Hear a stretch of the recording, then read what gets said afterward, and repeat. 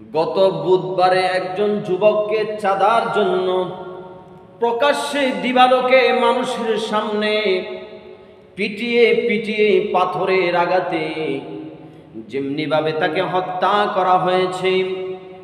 এরা তো জাহিলি যুগকেও হার মানিয়ে ফেলেছে। এরা হচ্ছে জালেম, আর এরা হচ্ছে বর্তমান সময়ের এজিদের প্রেতাত্মা। কথা বলেন ঠিক না বেঠিক?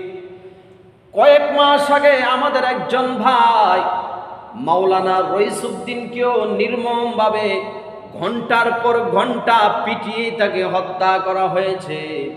কিন্তু দুঃখজনক হলো সত্য, আজ পর্যন্ত আমরা এর সঠিক বিচার পাই নাই। আসিয়ার হত্যার সঠিক বিচার পাই নাই। এই যে ময়নাকে হত্যা করা হয়েছে তারও সঠিক বিচার পাই নাই।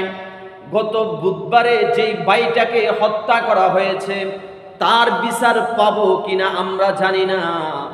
এভাবে বাংলাদেশে হাজার হাজার মায়ের বুক খালি করা হচ্ছে, আমরা এর সঠিক কোনো বিচার আমরা পাচ্ছি না।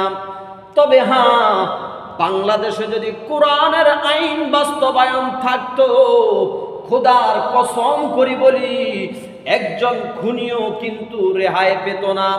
কতলের পরিবর্তে কতল, হত্যার পরিবর্তে হত্যা। অতএব বাংলাদেশে যতদিন পর্যন্ত কোরআনের আইন বাস্তবায়ন না করা হবে ততদিন পর্যন্ত এই দেশ থেকে খুন খারাপি, মারামারি, রাহাজানি কোনোদিন আর বন্ধ হবে না। অতএব বাংলাদেশ সরকারের কাছে আমাদের প্রাণের দাবি, যারা ওই ভাইটাকে প্রকাশ্যে দিবালোকে পাথরের আঘাতে যারা হত্যা করেছে তাদেরকেও আইনের আওতায় এনে এভাবে প্রকাশ্যে হত্যা করা হোক। আর সংসদে এই আইন পাশ করা হোক, যারা মানুষকে হত্যা করবে তাদেরকে আইনের আওতায় এনে দিবালোকে প্রকাশ্যে তাদেরকে এভাবে পাথর নিক্ষেপ করে হত্যা করা হবে। এভাবে যদি ২-৪ জনের বিচার করা হয় বাংলাদেশে হত্যা, খুন খারাপি কিন্তু কমে যাবে। তবে আমরা আশাবাদী, এই জমিন হাজারো পীর মাশায়েখের জমিন। এই জমিনের মধ্যে ঘুমিয়ে আছে শাহজালাল, শাহপরাণ, মুজাদ্দিদে আল ফিসানি।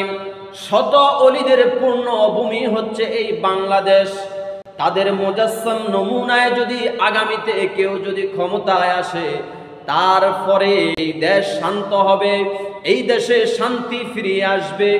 এর আগে এই দেশে শান্তি আশা করা যায় না। কথা বলেন ঠিক না বেঠিক?